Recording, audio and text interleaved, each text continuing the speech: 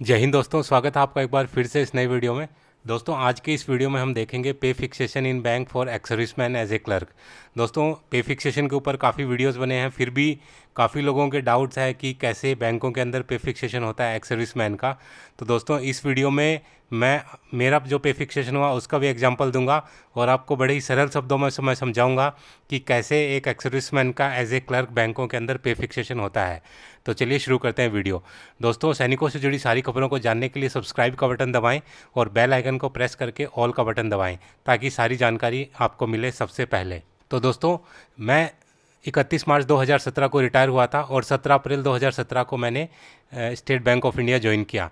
दोस्तों, ये 7th CPC का जिसकी ग्रेड पे 2800 रुपये थी, जो कि हवलदार रैंक था, उसका ये चार्ट है। तो उस टाइम के ऊपर 7th पे कमीशन में, और जो कि आज भी इसी टाइप से सैलरी आपको मिल रही है। और उस टाइम के अंदर बैंकों के अंदर 10th बाइपर्टेड सेटलमेंट के हिसाब से सैलरी मिल रही थी। तो ये जो क्लरिकल कैडर की सैलरी है वो इस टाइप से है। दोस्तों, इसमें जो क्लरिकल कैडर की जो हाईएस्ट सैलरी थी वो 31,540 थी। इसका अर्थ ये है कि आपको इतने सैलरी से ऊपर फिट नहीं किया जाता था। आपकी जो मैक्सिमम जो क्लरिकल जो ग्रेड की सैलरी थी वो 31,540 थी। इसके बाद आप जो देख रहे हैं ये स्टैग्नेशन इंक्रीमेंट हैं, जो कि आपको हर 3 साल बाद उस टाइम पे मिलते थे। इनको अभी इनका जो ड्यूरेशन है उसको 2 साल कर दिया गया है 11th बाइपर्टेड सेटलमेंट में। परंतु उस टाइम के ऊपर जिनका सेटलमेंट हुआ और जो हाईएस्ट पे पहुंचे थे उनको 3 साल बाद एक स्टैग्नेशन इंक्रीमेंट मिलता था, जो कि ये आगे दिखाए गए हैं।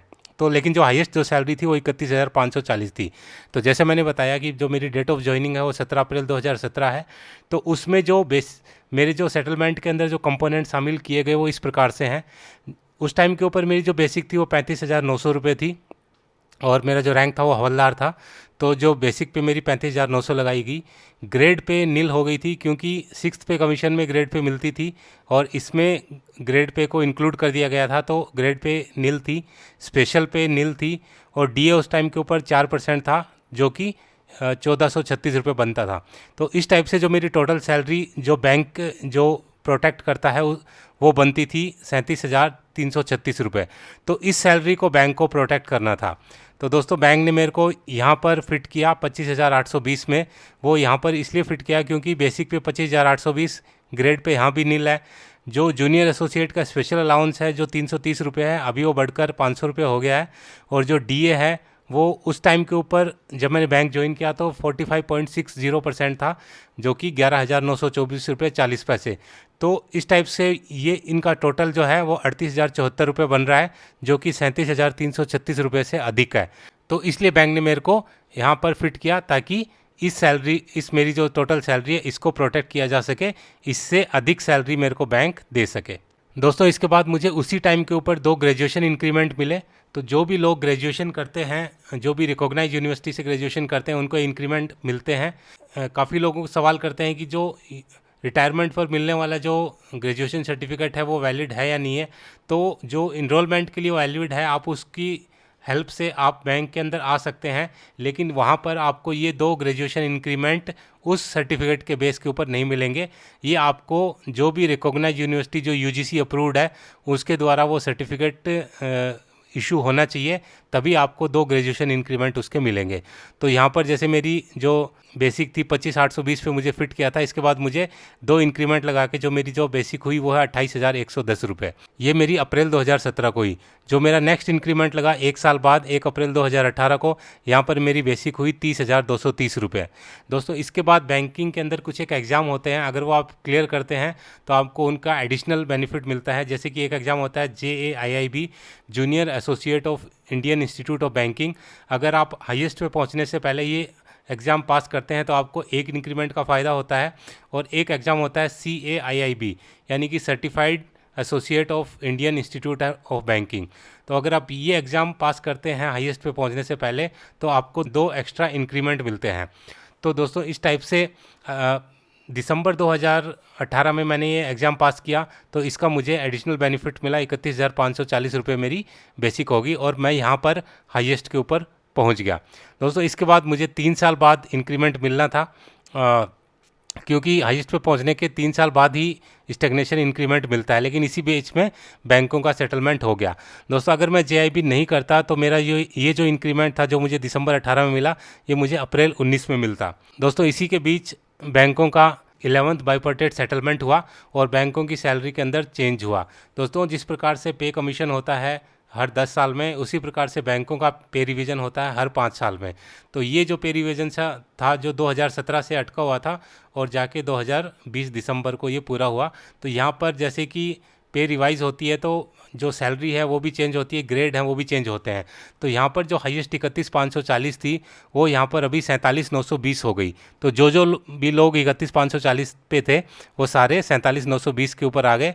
और इसके बाद जैसे कि आप देख रहे हैं ये स्टेगनेशन 1 2 3 4 5 6 ये 9 तक है।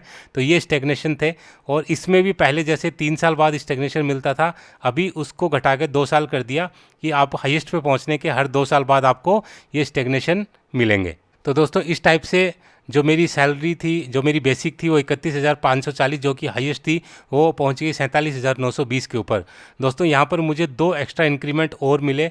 एक इंक्रीमेंट तो इसका कि जो मेरी सैलरी थी वो 2018 में, क्योंकि मैं हाईएस्ट पे पहुंचा था तो 2 साल बाद यानी कि 2020 में एक इंक्रीमेंट मुझे उसका मिलना था, क्योंकि वो जो सेटलमेंट था 2017 से लागू था। तो उसके बाद जो भी हाईएस्ट पे पहुंच चुके थे उनको 2 साल बाद एक और इंक्रीमेंट मिलना था। तो मुझे यहाँ पर 2 साल का एक इंक्रीमेंट मिला और मेरा एक इंक्रीमेंट यहाँ पर बढ़ गया। इसके बाद सेकंड इंक्रीमेंट मुझे मिला CAIIB का, जो मैंने बताया था एग्ज़ाम। तो उसका क्योंकि मैं हाईएस्ट पे पहुँच चुका था तो मुझे 2 बेनिफिट ना मिलके 2 साल का फ़ायदा हुआ और 2 साल बाद जो मुझे इंक्रीमेंट मिलना था वो मुझे आज ही मिल गया।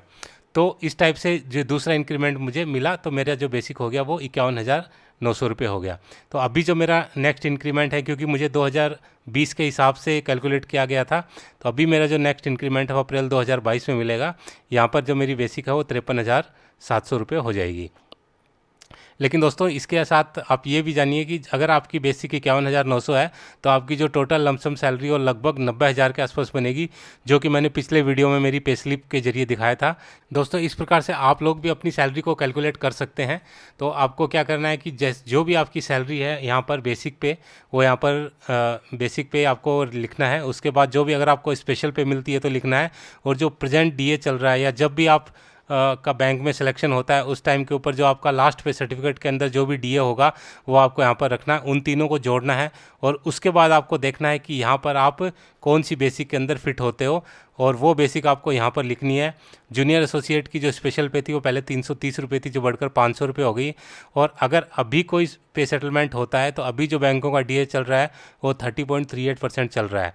तो यहाँ पर जो आपकी टोटल जो भी आती है उससे बैंक आपको अधिक पे ही फिट करेगा, उससे कम पे आपको बैंक फिट नहीं कर सकता। तो इस टाइप से आप अपनी सैलरी का कैलकुलेशन यहाँ पर कर सकते हैं। दोस्तों उम्मीद है कि वीडियो आपको पसंद आया होगा। इसमें मैंने कोशिश की है सारी कंपोनेंट्स को शामिल करने की, ताकि आपको अच्छे से समझ में आ सके कि किस टाइप से सैलरी का फिक्सेशन होता है बैंकों के अंदर। अगर वीडियो आपको पसंद आए तो लाइक एंड शेयर करना ना भूलें, और बने रहें मेरे साथ इसी प्रकार के इंटरेस्टिंग वीडियोज़ के लिए। वीडियो में बने रहने के लिए आप सभी का धन्यवाद। आपका दिन शुभ हो। जय हिंद, जय भारत।